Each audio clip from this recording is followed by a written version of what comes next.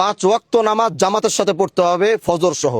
এটা কমপ্লেন আমি খোঁজ রাখবো। কোন পাশের মসজিদ কে? ইমাম সাহেবকে, ইমামকে, এখানকার ইমাম আছে ওই মসজিদের?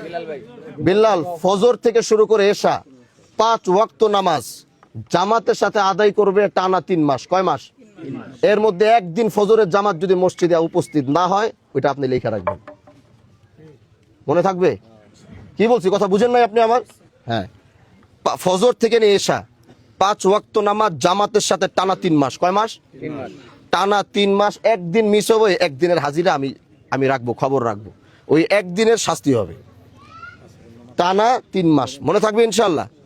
ভুল হবে জামাতের সাথে। কি বলছি? ইমাম সাহেব যখন আল্লাহু আকবার তখন গিয়ে ধরতে হবে এবং টানা 3 মাস পড়তে হবে। তারপরে কি করতে হবে এটা আমি দেখবো। শাস্তি আর অনেক বড়ই তো।